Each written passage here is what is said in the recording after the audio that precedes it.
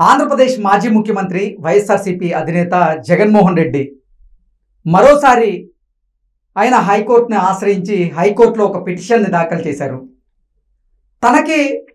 తన ప్రాణాలకి ముప్పు ఉందని, కాబట్టి ఇప్పుడు ఆంధ్రప్రదేశ్ ప్రభుత్వం తన భద్రతను తొలగించిందని, తనకి సెక్యూరిటీని తిరిగి ఇవ్వాలి అంటూ ఆయన హైకోర్టును ఆశ్రయించి హైకోర్టులో ఒక పిటిషన్ దాఖలు చేసినటువంటి నేపథ్యంలోనే అసలు ఈ అంశంలో ఏం జరగబోతుంది అనే దాని మీద మనం విశ్లేషణ చేసుకునేటువంటి ప్రయత్నం చేద్దాం. ప్రస్తుతం మనతో పాటున్నారు ప్రముఖ రాజకీయ విశ్లేషకులు, ప్రముఖ సీనియర్ జర్నలిస్ట్ దుర్గా పట్లమణి గారు. వారితో మాట్లాడదాం. దుర్గా, నమస్తే అండి. నమస్తే అండి. మేడం, జగన్మోహన్ రెడ్డి హైకోర్టును ఆశ్రయించారు. హైకోర్టులో ఒక పిటిషన్ అయితే దాఖలు చేయడం జరిగింది. తాను ముఖ్యమంత్రిగా ఉన్నటువంటి సమయంలో కొన్ని నిర్ణయాలు తీసుకోవడం వల్ల తనకి కొంతమంది శత్రువులు పెరిగారని, తన ప్రాణాలకు ముప్పు ఉంది కాబట్టి తనకి సెక్యూరిటీని పెంచండి అంటూ జగన్మోహన్ రెడ్డి హైకోర్టులో పిటిషన్ దాఖలు చేయడం జరిగింది. ఇప్పుడు ఆంధ్రప్రదేశ్ ప్రభుత్వం తన భద్రతా సిబ్బందిని తొలగించారు, కాబట్టి నాకు భద్రతా సిబ్బందిని ఇవ్వండి, పెంచండి అంటూ కూడా ఆ పిటిషన్లో పొందుపరిచినటువంటి నేపథ్యంలో ఏంటి అసలు జగన్మోహన్ రెడ్డి డిమాండ్ ఏ రకంగా చూడాలి మనం? అంటే ఆయన మర్చిపోతున్నాడు నేను ముఖ్యమంత్రిని కాదు అని.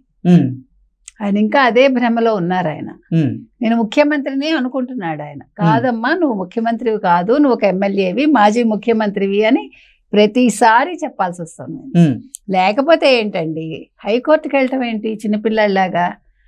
చిన్నపిల్లాడిలాగా అది ప్రతిపక్ష హోదా కావాలని కోర్టుకు వెళ్తాడు. ఇప్పుడు నాకు సెక్యూరిటీ ఇవ్వండి, నాకు ప్రాణ భయం ఉందంటాడు. అసలు జగన్మోహన్ రెడ్డిని చంపాల్సిన పని ఎవడుకుంది? చంపేంత తీరిక ఎవడుకుంది? అసలు అవసరం ఏముంది? ఆయన ఏం తప్పిదాలు చేశాడో మనకు తెలియదండి. మరి ఏమైనా డ్రగ్స్ లింకులు ఉన్నాయా అంటే అంతర్జాతీయంగా వాళ్ళు ఏమైనా చంపుతారని భయపడుతున్నాడా? లేకపోతే అంత రక్షణ వలయం ఎందుకుండేదండి గతంలో ఆయన ఇంటి ముందు? 30 అడుగుల కంచె. అసలు ఏంటది? ఆయన 3 క్రూజీ వాహనాలు ఇవన్నీ ఉన్నాక ఇప్పుడు నీకు అసలు ఎందుకు భయం? దేనికి? అసలు మనిషికి దేనికి భయపడాలండి? మనిషి తప్పు చేస్తే భయపడాలి, లేనప్పుడు మనిషి భయపడకూడదు. నువ్వు ప్రజల మనిషి అన్నప్పుడు ప్రజల్లో ఉండాలి. నువ్వు ప్రజల్లో ఉండకుండా పరదాలు కట్టుకుని తిరిగి, ఇప్పుడు పరదాలు కట్టొద్దంటే భయపడి, చెట్లు నరకొద్దంటే భయపడి, నాకు 900 మంది సెక్యూరిటీ కావాలి. ఇప్పుడు ఆయన అడిగింది అది, నా సెక్యూరిటీని నాకు పునరుద్ధరించండి, నాకున్న సెక్యూరిటీ సమయంలో ఏదైనా థ్రెటనింగ్ ఉంటుందేమో అనే ఉద్దేశంతో అసలు ప్రతి రాష్ట్రంలో కూడా ముఖ్యమంత్రికి భద్రతా సిబ్బందిని ఏర్పాటు చేస్తూ ఉంటారు అన్ని ప్రభుత్వాలు కూడా. కానీ ఇప్పుడు ఆయన ముఖ్యమంత్రిగా లేరు కదా, ఇప్పుడు ఆయన మాజీ ముఖ్యమంత్రి కదా, ఇప్పుడు కేవలం ఒక ఎమ్మెల్యే కదా, ఎందుకు అంతమంది భద్రతా సిబ్బందిని ఆయన కోరుకుంటున్నారు? ఏంటి 900 మంది ఎవరికి ఉన్నారండి? మీరు మొత్తం 4 స్టేట్స్ తీసుకుంటే కూడా అంతమంది ఉంటారు. అవును, మీరు నిజంగా గమనించండి. గతంలో దాని మీద చాలా పెద్ద ఎత్తున చర్చ నడిచింది. ఇప్పుడు నువ్వు ఎవరి డబ్బు ఖర్చు పెట్టావు? ఇంచుమించు 300 కోట్లకు తక్కువ. 5 సంవత్సరాల్లో ఈ 900 చిల్లరని పోషించడానికి వాళ్ళు 3 షిఫ్ట్లో పనిచేస్తారు అనుకుంటా. 310 మందో ఎంతమందో లెక్క ఒక షిఫ్ట్కి. అట్లా 3 షిఫ్ట్లు వేసుకోండి. ఏంటండి 2 మనుషులకి ప్రాణ భయమా? 900 మందిని పెట్టుకుని ఏం చేస్తావు నువ్వు? అంటే ఏం తప్పులు చేసావు నువ్వు? ఎందుకు భయపడుతున్నావు? అసలు ప్రపంచంలో ఎక్కడైనా ఉంటుందా అండి ఇలాగా? నేను ముఖ్యమంత్రిని మర్రో అనుకుంటున్నాడు ఆయన. కాదు నాయన అని చెప్తుంటే వినిపించుకోకపోతే ఏం చేస్తారు? అసలు కోర్టు మెట్లు ఎక్కటం ఏంటండి? అంటే ప్రజల దృష్టిని మళ్లించటానిక? లేదు, తెలుగుదేశం కూటమి రాగానే నాకు సెక్యూరిటీ తగ్గించేసింది అని ప్రజలకు చెప్పటానిక? మరి చంద్రబాబు నాయుడు గారికి అదే చేశారుగా. యాక్చువల్గా చంద్రబాబు నాయుడు గారికి లైఫ్ థ్రెట్ ఉంది, అలాంటి మనిషికి మీరు తగ్గించేశారు. జైల్లో పెట్టినప్పుడు లోకేష్ గారు మా నాన్నకి ప్రాణభయం ఉంది అంటే జగన్మోహన్ రెడ్డి కూడా ఆంధ్రప్రదేశ్ ప్రభుత్వం నన్ను అంతమొందించాలనుకుంటుంది అనేటువంటి వ్యాఖ్యలు కూడా చేశాడు. అదే చెప్తున్నా. అందుకే ముందే చెప్పుకున్నా, ఎవరికి అసలు అవసరం అండి? జగన్మోహన్ రెడ్డిని ఎందుకు చంపుతుంది? ఇప్పుడు గులకరాయి డ్రామా ఆయనే ఆడుకున్నాడు, కోడికత్తి డ్రామా ఆయనే ఆడుకున్నాడు. అందులో ఎవడి ప్రమేయం ఉంది? ఇప్పుడు ఏమైంది? గులకరాయి మళ్ళీ బయటకు వచ్చిందా? ఇక్కడ ఏది లేదు కదండి. అసలు వీళ్ళకి ఎందుకండి అవసరం? ఆయన చంపేంత అవసరం ఎవడికి? అసలు ఎవరికి శత్రుత్వం ఉంది? ఇప్పుడు తెలుగుదేశం కూటమికి ఏమైనా శత్రుత్వం ఉందా జగన్మోహన్ రెడ్డి తోటి? ఇంకా జగన్మోహన్ రెడ్డి శత్రువుగా ఫీల్ అవుతున్నాడు అంతే. ఒకటి. రెండోది, ఆయన ఏమేం చేశాడో దందాలు ఆయనకు తెలుసు. ఆయన ఎన్ని కోట్లు సంపాదించాడు, ఎన్ని ప్యాలెస్లు కట్టాడో ఆయనకు తెలుసు. ఇక్కడ ఎవడో అలా చేయలేదు కదా. చంద్రబాబు నాయుడు గారు ప్యాలెస్లు కట్టుకున్నారా? చంద్రబాబు నాయుడు గారు ఏమైనా గంజాయి పెంచమని చెప్పాడు ఆయన గతంలో? 5 ఏళ్లలో ఉన్న ప్రభుత్వం నీదే. నీ ప్రభుత్వంలో ఉండగానే నీ మీద దాడి జరిగింది, గులకరాయి దాడి.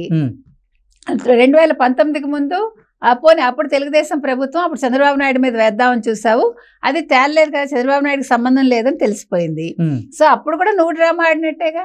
పాప అతను 5 ఏళ్ళు అనవసరంగా జైల్లో మగ్గి ఇటీవలే విడుదలయ్యి అతన్ని ఎంత చంపుకు తిన్నావు. ఇక్కడ ఒక చిన్న మైనర్ని నువ్వు ఇబ్బంది పెట్టి గులకరాయి కేసులో, అంటే నీకు రాజకీయంగా ఎదగడానికి ప్రతిసారి ఒక్కొక్క మనిషి కావాలి, లేదు ఒక్కొక్క సంఘటన కావాలి, లేదు ఒక ఏమనాలి సినిమాల్లో లాగా ఏదో క్రియేట్ చేస్తూ ఉంటావు. ఇప్పుడు ఏంటంటే ఇప్పుడు శాసనసభకి వెళ్ళడండి నెంబర్ 1. అది ఆ కేసు తేలదు, తేలినా వాళ్ళు ఇవ్వరు ప్రతిపక్ష హోదా. సో అక్కడికి వెళ్ళడు. ఇప్పుడు తాడేపల్లిలో ఉండడం ఇష్టం లేదు. ఆయన బెంగళూరు యలహంకకి వెళ్ళిపోవాలి. యలహంకకి వెళ్ళిపోవాలంటే మరి గతంలో వీళ్ళందరినీ అన్నాడు కదా, మీరు హైదరాబాద్ లో ఉంటారు ఇక్కడ ఉండరని. సో ఆ మాట తప్పించుకోవటానికి నాకు ప్రాణ భయం ఉంది కాబట్టి నేను తాడేపల్లిలో ఉండను అని చెప్పి యలహంకలోనే ఉంటాడండి. దానికోసం ఈ బహానా అంతా. ఇంకో విషయం ఏంటంటే ప్రజల దృష్టి మరల్చి ప్రజలకు చెప్తాడనమాట, నేను మీ గురించి మాట్లాడదాం అనుకుంటే నాకు ప్రతిపక్ష హోదా ఇవ్వలేదు, మీ గురించి ఇక్కడే ఉండి నియోజకవర్గాల్లో పోరాడదాం అంటే నాకు ప్రాణభయం ఉంది, నన్ను చంపాలని చూస్తున్నారు అంటూ డ్రామా ఆడతాడు.